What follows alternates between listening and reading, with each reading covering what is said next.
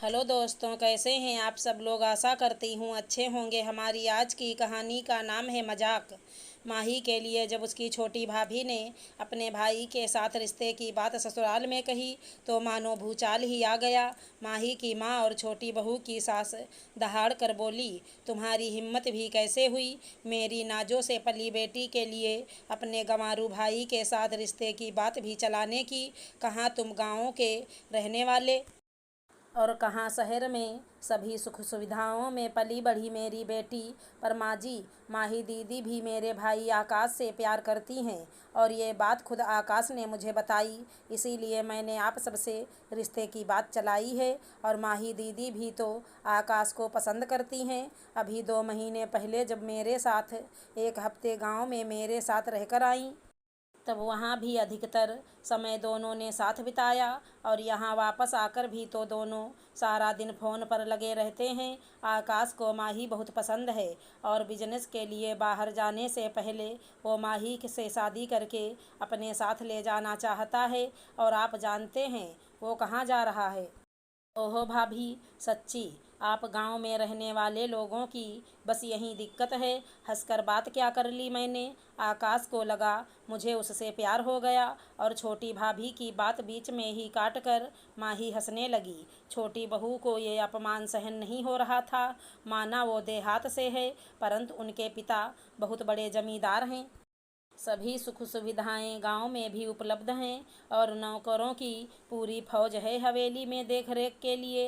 वहीं दिल्ली शहर में एक पुरानी बड़ी सी कोठी में संयुक्त परिवार में रहने वाले छोटी बहू के ससुराल वाले अपने आप को आधुनिक और उन्हें गंवारू ही मानते आए हैं। खैर, बात आई गई हो गई और कुछ समय बाद माही की शादी दिल्ली में ही रहने वाले मल्टीनेशनल कंपनी में काम करने वाले धीरज से हो गई और दिल्ली की एक सुंदर सी सोसाइटी के 3 कमरों के फ्लैट में अपनी गृहस्थी की शुरुआत कर ली। माँ भी अपनी बेटी की बलाएं लेती रहती और छोटी बहू को सुनाने के लिए कहती, मेरी राजकुमारी सी बेटी कैसे रहती वहाँ देहात में। पर छोटी बहू बस मुस्कुरा कर रह जाती। आज छोटी बहू के यहाँ से गृह प्रवेश का निमंत्रण आया था। दिल्ली में ही आकाश ने एक घर खरीदा है, सो सभी को बुलाया था। छोटी बहू ने माही और उसके पति को भी आने का निमंत्रण दिया।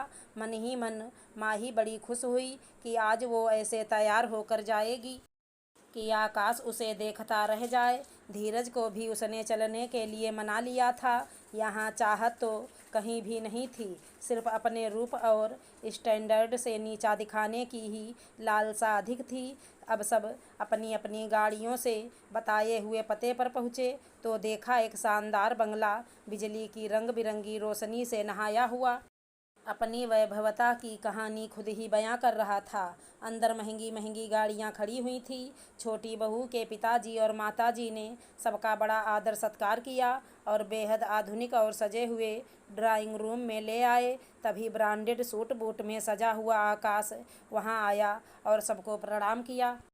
माही तो बस आंखें फाड़े उसे देखे ही जा रही थी कि ये सीधा साधा देहाती लड़का इतना कैसे बदल गया। माही की माँ का भी वही हाल था। छोटी बहू के पिताजी की रईसी तो पता थी, परंतु दिल्ली के सबसे पास एरिया में ये आलीशान बंगला और आकाश का ये रूप देख वो भी असमंजस में थी।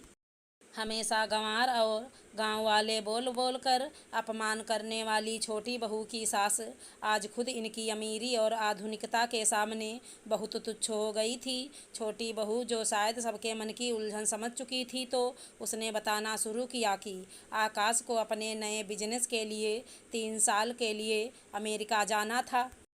इतना सुनते ही माही को झटका लगा और सोचने लगी, तो क्या आकाश उसे शादी के बाद अपने साथ अमेरिका ले जाना चाहता था। भाभी की बात पूरी नहीं सुनने के लिए उसे अपने और अपनी किस्मत पर गुस्सा आने लगा। तब उसने कहा कि वो माही को पसंद करता है और अगर सबकी मर्जी हो तो वो शादी करके माही के साथ ही 3 साल के लिए अमेरिका चला जाएगा।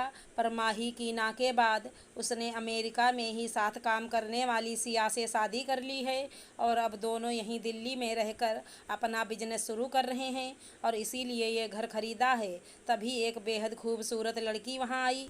तो पता चला यही है आकाश की पत्नी सिया। सिया अपने माता पिता की इकलौती संतान है और बचपन से वो अमेरिका में ही अपने माता पिता के साथ रह रही थी। साथ साथ काम करते हुए आकाश की सादगी और ईमानदारी ने उसे बहुत प्रभावित किया और फिर कुछ समय साथ बिताने के बाद दोनों ने शादी का फैसला कर लिया।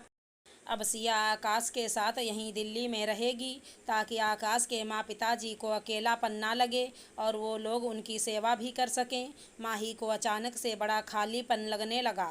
बिना सोचे समझे मजाक उड़ाना और भावनाओं की कदर ना करने का उसे ये खामियाजा भरना पड़ेगा। ये तो उसने सोचा भी न था। आकाश की मासूम और पवित्र चाहत का अपमान उसे नहीं करना चाहिए था। उसे अब समझ आ रहा था। इधर धीरज इन सब बातों से बेखबर सिया और आकाश के साथ खूब हंसी मजाक कर रहा था। माही की माँ को भी समझ आ गया कि जिसे पीतल समझ रही थी वो तो खरा सोना निकला और जो उसकी बेटी का हो सकता था। अगर हमारी कहानी पसंद आई हो तो चैनल को लाइक शेयर सब्सक्राइब करें। धन्यवाद दोस्तों।